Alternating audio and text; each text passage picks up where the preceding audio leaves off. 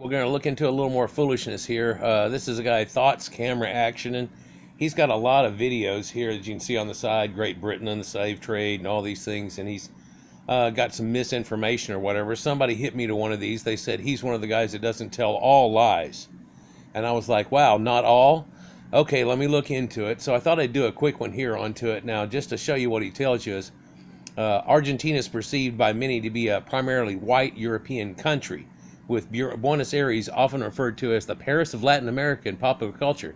This perception is rooted in post-colonial eugenics process where Argentine leaders and intellectuals of the 19th century, especially during the generation of 1837 and the generation of 1880, actively made an effort to systematically erase black Argentines from the country's history, popular culture, and society in an effort to position the nation as a global power modeled after the U.S. and Europe. That's strange. It is primarily white country. It's like 90-something%. It's actually got less Negroids in it than America does, which is America's down from 13-something down to like 12.8%. And they're like under 10, I think, now, or right in that range. And then a lot of those are mulattoes, and quite a bit. But so they did all this just so they could look like USA and stuff, and there's nothing like that at all going on in the situation. But they want to do this and say these things. It's terrible. And so this just breeds racism and hatred, and just keeps bringing things up that don't need to be brought up. And of course, you don't want to bring them up and lie about them. I mean, that would just be foolish to wire up your own people and make them mad about something that really had not existed. So during the second half of the 19th century, the Afro-Argentine population was rapidly and heavily decimated. This was the result of several factors. In the first place, black Argentines were enlisted en masse to fight for the Argentine military in Paraguayan War of 1865. Amazingly, it was a small percentage of blacks, and there was a whole lot of others that were whites, and it wasn't like, oh, they made all the blacks die or anything. This isn't like Star Trek where the only black guy goes in and dies. I mean, come on, people. The conflict resulted in the deaths of thousands of black men, and more white men, culminating in a heavy gender imbalance in the Afro-Argentine population. As such, this led black women to increasingly form relationships and have children with white or mixed partners. No, they can choose black men wherever they want to or whatever. And in America, they have a black guy. They're just players, and they go around, and there's no. It's something like 73% of black households are single black parents, usually the female, and a lot of times she's having to live off the government because there is no man there. So willy-nilly, hey man, you're a player, and that's a sad excuse right there, and it just gets sadder. Then cholera epidemics hit Buenos Aires in the 1860s, followed by yellow fever in 1871, and it only affected Negroes? No. Devastating the Afro-Argentine population due to its squalid conditions in which they were forced to live as a result of systematic discrimination. With nearly non-existent access to proper sanitation or health care, other black Argentines fled to Brazil or Uruguay, where they hoped they would encounter both better living conditions and opportunities. Well, they weren't really appreciated there very much either. It's just a kind of a fact of life and things. You don't want a bunch of povertized people and stuff moving in on you. It's kind of bad. It's why we're having an immigration problem right now. America doesn't want a bunch of poverty. We already have people on the streets, and then you want to bring in a bunch more. It's a foolish thought. There's no logic to it. Yet the hard blow in this population was not enough for many Argentine leaders, politicians, and intellectuals who wished to elevate Argentina's position in the world so it'd be equal in rank and social prestige to the United States. Are many of Europe's great powers viewing the whiteness of a population as a measure of social status? Really? Then why is America importing a whole lot and lowering the white status down from a high 80s down in the 60-somethings now? Why would we possibly do that? Are we trying to lower our status? Are we virtue signaling by ruining ourselves? Or how does this all work? Viewing the whiteness of the population as a measure of social status, the mere existence of Afro-Argentine symbolized to these leaders an inherent antithesis to Argentina's essential in the global sphere. No, they just look at it and they go, wow, we've got a large population here of poverty and causing a lot of problems. It's the black people. It seems to be that way around the world whenever you look at it. No one's going to play stupid. But what we are going to do now is look at the comments, because if you think that's bad and what we're fixing to watch, which you don't even know about already, but here we go. Here's a guy, they are the Hebrew Israelites. And I was like, blacks aren't in the Bible. That BS, what continues this problem. It's the only one I really commented on, and I just had to stop. And then I watched the video. It was going on in the background, and I thought, okay, maybe I'll wing this one. But, they arrived in Latin America. There are no so places Latin America. So therefore everything's a lie. And you're like, no. What you know of is Latin America is where black people went as a slave. I mean, come on. It just gets retarded sometimes. There were black people in South America before the whites came there. No, we're not going to play the Olmec game again that's been busted. It's sad. It just keeps going. Original people is what they should be called. Indigenous people. The tribe of Judah left the continent of Africa. How could they be indigenous to Americas, but be the tribe of Judah somehow? See, you're neither one of those. But then they left persecution to go, slavery with Europeans, doing with Africans. Wow, the voice and it's just okay. Got to see one more here. What is it? No African king sold his people. You're putting salt in already deep wounds. No. Y'all were trying to do some kind of lie thing. White people weren't going around catching anybody with nets. Blacks were capturing and selling their old people like a drive-through slave mart. And that's not salt in a wound. Because, if there's any wound, it's created by black people themselves. Talk to them about it. This is just reality. We're not going to start lying and changing things. That's terrible, because that's living a lie, and that would be disgusting. So let's just see where this goes. I think it's a cliche, but it's important to study history so that we don't repeat the mistakes of the past. And I agree. Let's not recreate the mistakes. Come on, people. Think before. Think. Let's go. It's also very fascinating to figure out what are the roots of the things that we do now?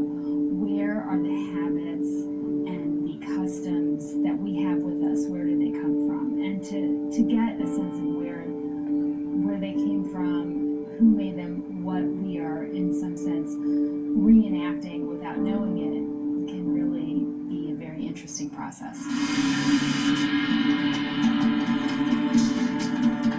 So now he goes into it. I probably can't even let his sound go more than 10 seconds.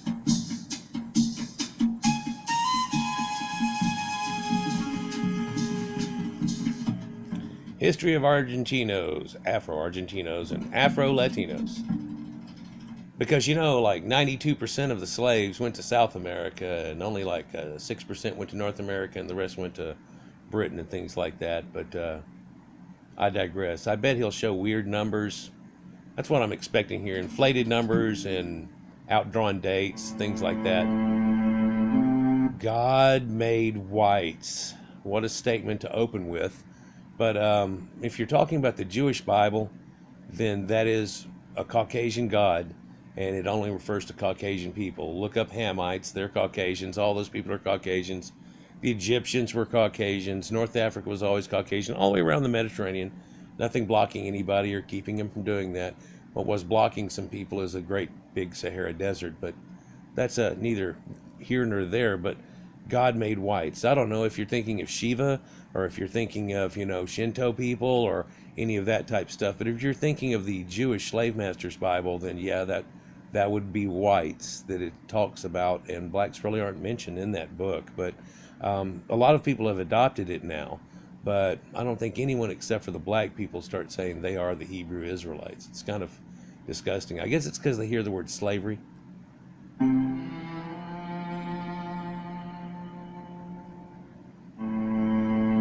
St. Peter made mulattoes? And the devil made blacks. Jose Hernandez. Who is Jose Hernandez? Oh, he wrote the poem Martin Fierro. Okay.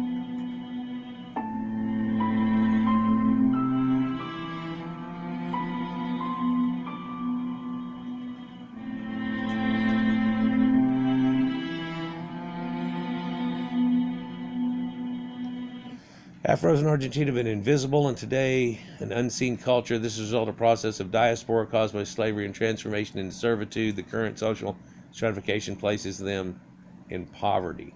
Yeah, well, they were previous slaves. They're gonna have to rise themselves up. It's not like somebody's gonna just go, okay, well, we're gonna make you the ones that run everything, especially with the IQ and the things that go on. I mean, it's a foolish concept to even think of in the first place. But if you want to be equal, and then you've got to try to be equal. And if you get equal, then you'll be equal, and it'll just go away. We're trying real hard in America, but we keep trying to act equal, but they keep not wanting to act equal. So it's causing a big problem. We keep allowing them to be treated as equal, but then they still don't even think that's equal. So it's getting out of hand.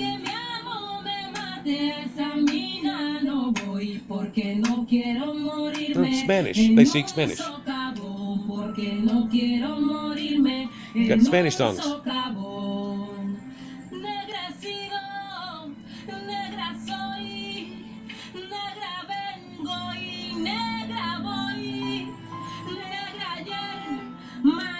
And negra is Latin for black people, yeah.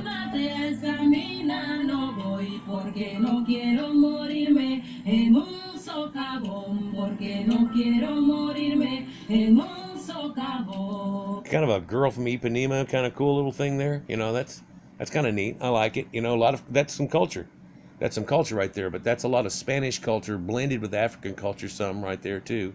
A lot of it's Spanish though, Spanish beats, Spanish stuff, Spanish music, instruments, things like that. But yeah, it's still a great culture.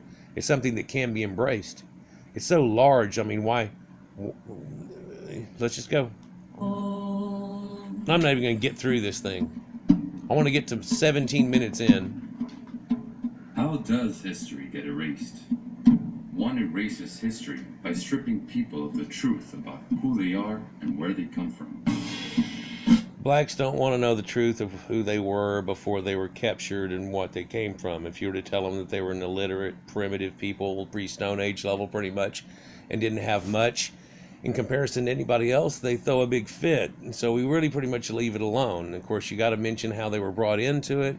Whenever they talk about history, they're not going to talk about black history and try to hypothesize, because there is no written history. Therefore, there is no truth to the history that they could possibly give. And no one's going to make up something fanciful for people as a lie. That's not a correct way to live life. Men and women were taken from their lands and the riches stolen from them. The riches that they had were nothing. They didn't have any riches. In fact, the people that were selling all the people became rich off of selling people for beads and alcohol and things. That's the way it kind of went. And the people that were being captured, I mean, I don't know how many beads and so on they had, but it wasn't like everybody was a millionaire and they were capturing kings and stuff, people. For months they traveled on ships. For months they traveled on ships. It actually usually didn't take months for them to get there in any way, shape, or form. I think it was like 6 weeks on an average. You caught some doldrums and things and it could really lag out pretty bad, but let's continue. Would not make it. They arrived to Latin America. Yep. These were people brutally tortured and used for economic gain in the name of development. Whites did the same thing. No matter how much you add up how many blacks happened, it happened to whites for longer and more often. And of course, this is nothing.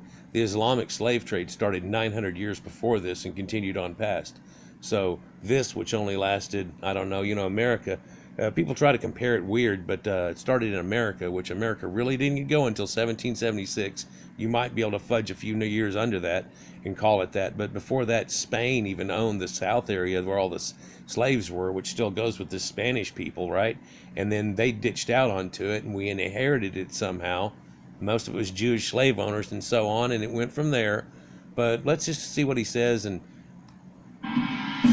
they were enslaved and told they could no longer speak their languages or practice their religions.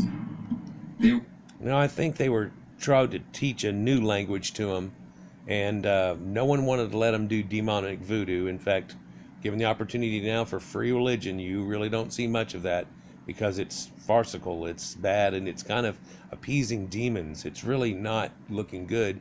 And whenever you know the truth of the Bible and what goes on and what these other people have come up with a religion, it makes you not want to do that. were removed from the only homes they knew. Hundreds of years later, descendants would demand that these stories be excavated from the ruins, and thus began again the search for home. They forgot the only place they'd ever knew. And you hear these people like down below where they said they were already in America, and they were this, and they were that, and they just don't want to say they were ever the great-grandkids if somebody was on one of those boats. Afro-Latinos, the untaught story, is a recounting of a history that for too long has been left out of the historical text and narratives. No, really, I mean, people do talk about it. They were part of the slave trade there. If you really want to go into it deep, though, they castrated most of the slaves there. We didn't allow it in North America, but South America, they castrated most of the males and things. That's why there's, even though they did so much more, there's so little of a contingent of black population there.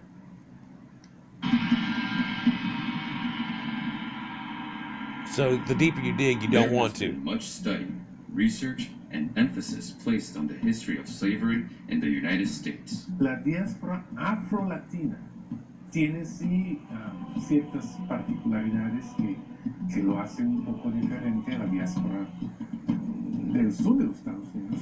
Yet, the African diaspora in Latin America is rarely mentioned or included in the dialogue.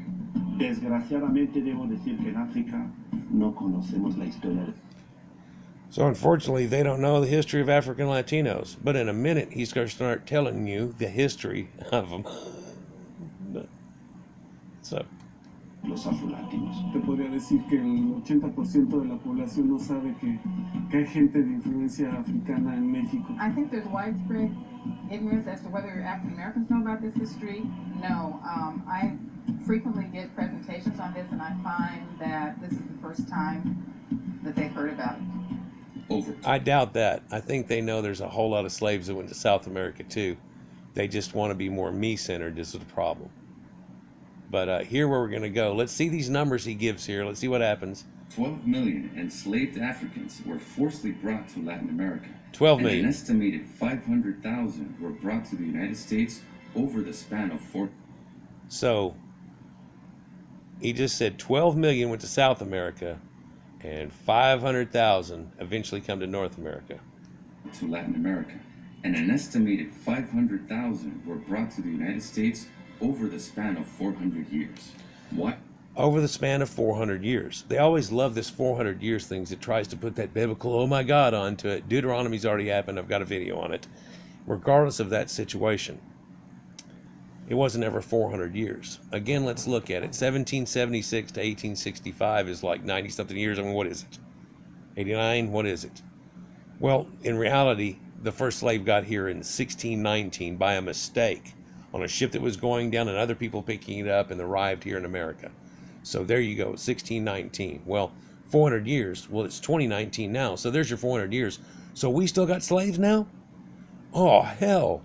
Man, over 150 years ago, we gave that crap up a long time ago. White people made sure that the Jewish slave masters' slavery laws weren't for anybody anymore. No more Irish, no more blacks, no more anybody anymore a long time ago. If you're not aware of that, or you don't know how to count, then that could be a problem.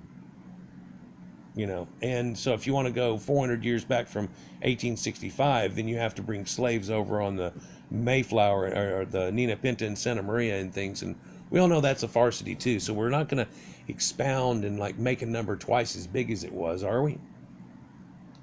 Why then is the African diaspora in Latin America not taught in educational institutions from elementary school to the university level? Hay momentos en la historia peruana en que la historia como discurso se teje.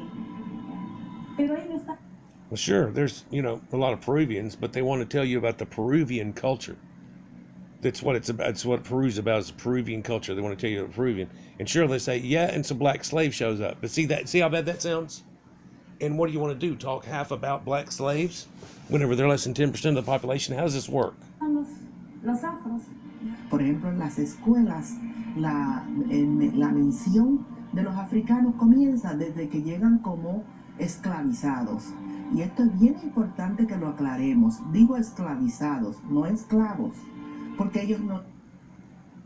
So she says, you know, the history always begins with them. being enslaved and stuff. And yeah, well, that's right. If we went before that, you would have to say here they were, this people living in mud huts that were pre-Stone Age level, and their own people captured and sold their own people off. And then, so we're told to leave that out because it makes black people feel real bad.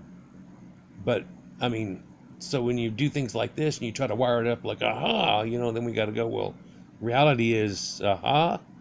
And then you're making stuff up. And you're like, who's making stuff up here? You know, she says, I say enslaved, not slaves, because they were not slaves. I don't know how you get that statement out your mouth. They were enslaved, and they were slaves. White people were slaves. Before that, too, there were 6 times more Irish than there were blacks in America until the very end of it. Enslaved in America. People don't know about that, though. I got a video about it. Hey, and before that, the Barbary Coast pirates and stuff that went on, millions. Spaniards and so on, the Moors that we know about, that were Caucasians, of course, too. Yeah, it's... Eran esclavos. Ellos eran seres humanos libres que fueron esclavizados. Aún no hay dentro de... Yeah, they were free and then enslaved. Well, actually, not necessarily so. It had been going on in black Africa for a long time. I mean, 900 years of Islamic black slave trade, but they say when they showed up, it was easy to do. They were already doing this stuff where they, every time they captured another tribe, they'd capture them and do these things and stuff, fatten them up and eat some of them, depending on who's accountable. But Es la enseñanza oficial, un interés que nosotros necesitamos que sea desde arriba, ¿no? Desde las autoridades principales de nuestro país, para que se difunda, que los niños negros, que las niñas negras sepan su historia. Many children and adults in Latin America. Listen, they should know their history, but if you go into depth in it, it doesn't look so damn great. And I don't know how to weasel around that and make it seem better if you go into depth in it. It's hard to make that come out to seem great. Unless you just say, well, now you've got all the opportunity in the world and quit thinking about it. Or, I mean, how do you make it work, you know? Do not know anything about Africa, buying into stereotypes, oftentimes unaware that it is a continent. Todavía dentro de esa concepción de mundo, el niño no te piensa que África es un continente. El niño... They won't think that Africa is a continent. Huh, they believe Africa is just a little country. Is that what he's saying? Well, you're not teaching them right then, but Africa has no unity to it. Each little countries that are there war with each other and stuff. There's no unity. There never really has been. It's all tribal.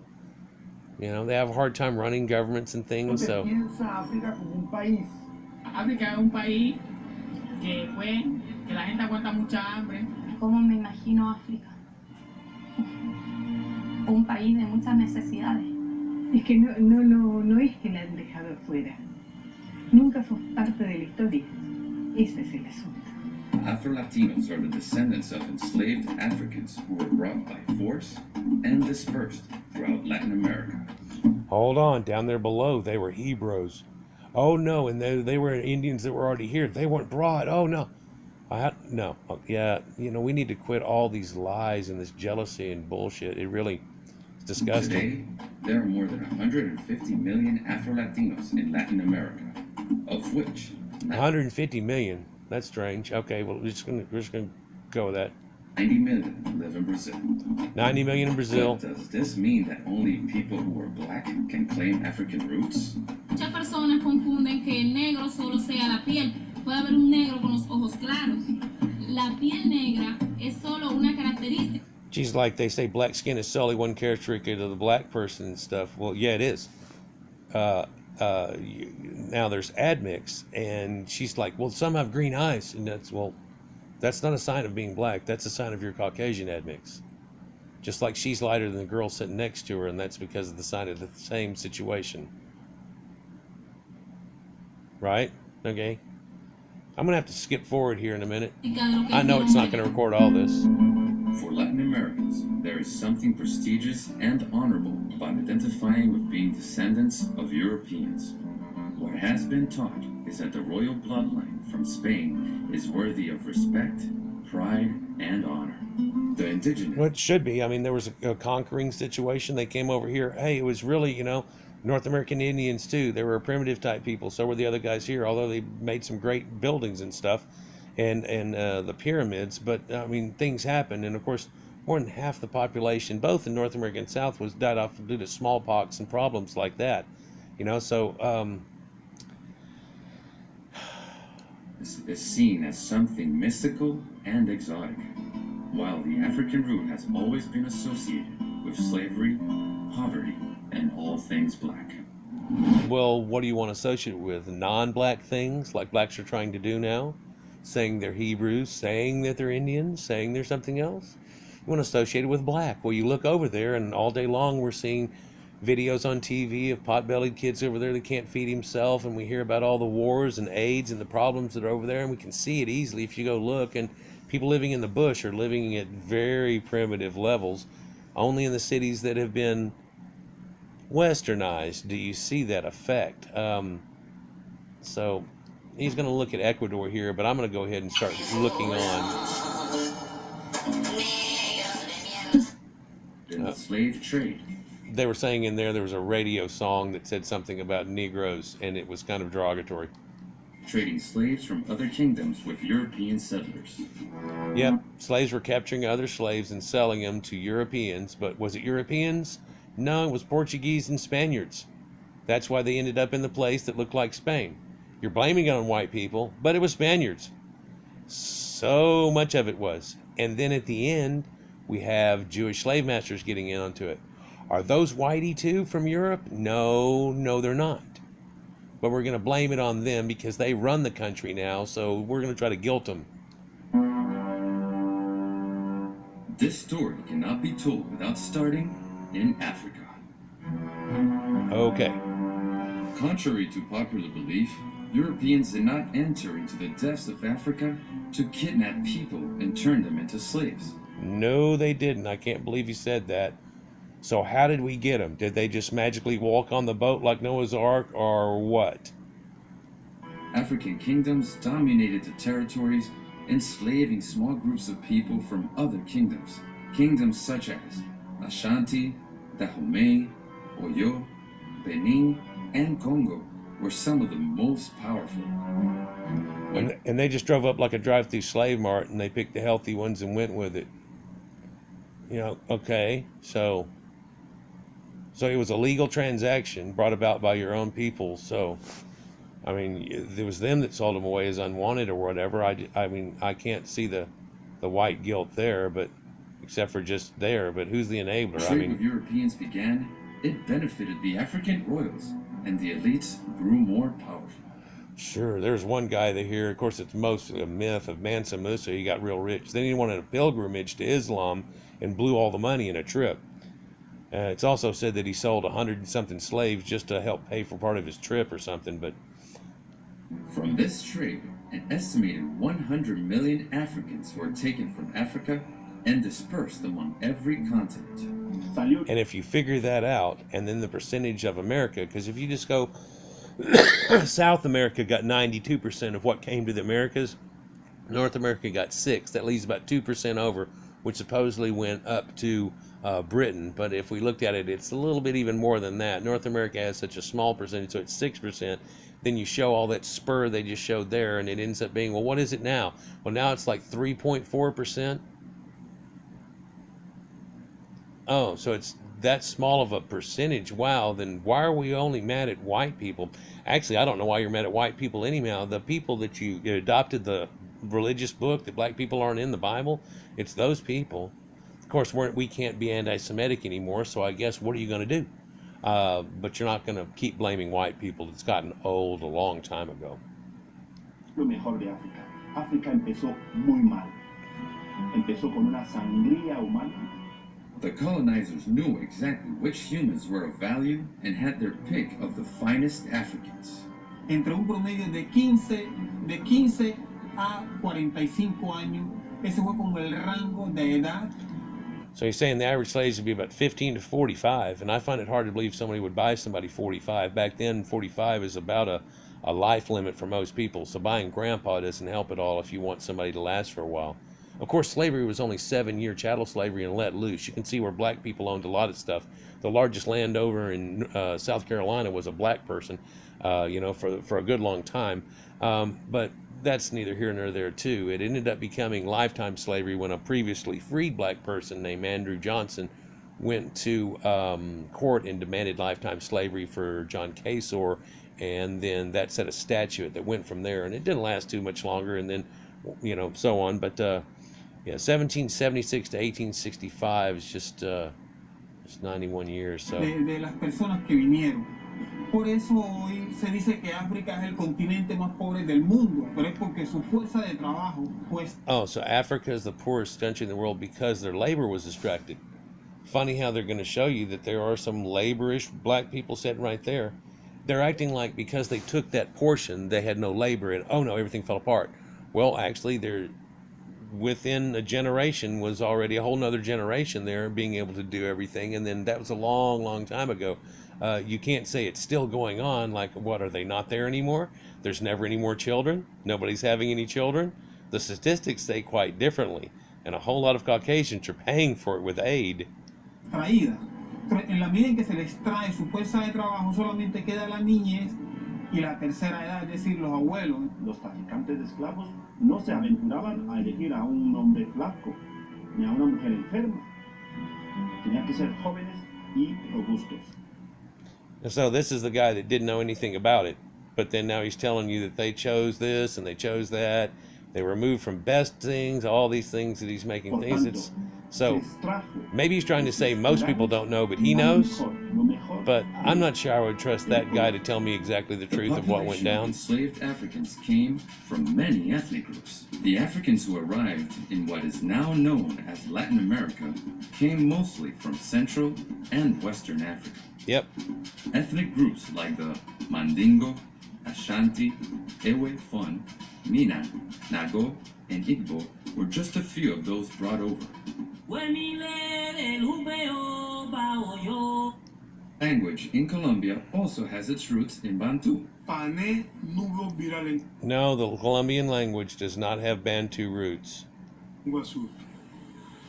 Maese, Tanasetrecusa, Monacito, de Taquilán de Uriacuyo, Etan Leuncusa, de Tradición Sur. In Panama, they play and dance to los congos. They wear Mexican outfits, they blow whistles, and they do to a Mexican beat and do spinning dances. It doesn't look like stuff done in Africa too much, but okay.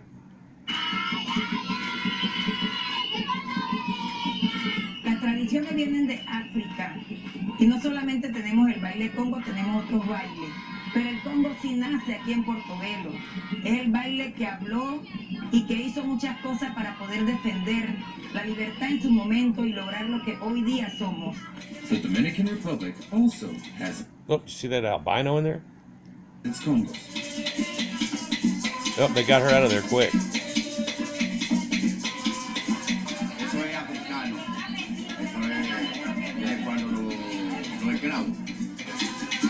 Of course, the Congo is a Spanish instrument, a set of drums. You know, I Love Lucy, Ricky, Babalu. Never mind. There's the albino. In a span of 400 years, an estimate. It was not 400 years. In a span of 400 years, 1619 to... That's not 400 years, man. 7 million enslaved Africans were brought to South America. 7 million went to South Africa. So let's see, you know, we had 10 million left earlier and stuff or something. Now we got 7 million, 5 million going to Brazil. 5 million were taken to Brazil. That's 12. Over 4 million arrived to the West Indies. That's 16. 300,000 slaves were shipped to Central. And that's 16.3. So, wow, how many did come to America? I'm about done here with this fuzzy math. African women contributed greatly to the history and culture of Latin America. One way to honor these women is through gastronomy. In almost all Latin American countries, there is a dish of African origin. Markets like this one in Cartagena, Colombia, offer many foods of African descent. Yeah, it's funny, they've got ones like black beans and rice, and they call it whiteys con negros, and it's basically like, here, there's a bunch of white people and some black beans thrown in. And they show a fish market. Black people aren't known to be real fishers and stuff. They're not very coastal. They really can't swim too well. I mean, The coconut rice and fried fish are common in Afro-Latino areas. During the slavery era, African women cooked for their masters and prepared for them the best meats and fresh foods. Barbecue, the leftovers barbacoa. were used to feed themselves, the men, and the children. Yeah, they got to eat the same or make whatever, and of course they're cooking up. They're cooking up big time. And don't tell me black women don't know how to cook up big time. And so they didn't eat bad, but what are they going to say? Los patrones, pues, a los esclavos le decía como si come si quieres, ¿no? Y le daban... Yeah, you can have the leftovers if you want. And of course, then they just cook it up big, see? Oh, you never know how many are going to come, so I got to make enough. And instead of letting it go bad, hey. Pero los negros esclavos, si había papa y el mondongo, los otros aderezos, ahí sacaban el caucao. And then they prepared a better meal than what the masters even ate. Okay, all right. A wonderful example is a traditional dish using the mixture of leftovers in a sancocho. From Puerto Rico to Venezuela, the sancocho, stew, is what brings people together to celebrate. This stew is an efficient way to feed many people, even today. Yeah, it's like menudo.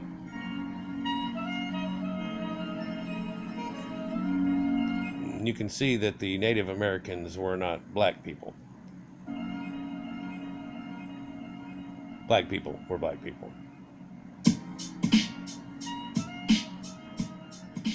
What we got here? Gonna end it. Well, according to the Argentine National Census 2010, the total Argentine population amount is 40,117,000, of which only 149,000 are from African ancestry. I'd be counting them on a lot of situation too, the way they do it. So 140 million versus 117,000 versus only 149. So they got 39 million more Caucasoids there than Negroids. That's a small percentage. I don't know if anybody listening knows how to do math real quick in your head there, but that percentage is kind of tiny. It's kind of tiny. I think we're just going to let that go at that. Where are we at here? Probably hitting 30 minutes. Geez.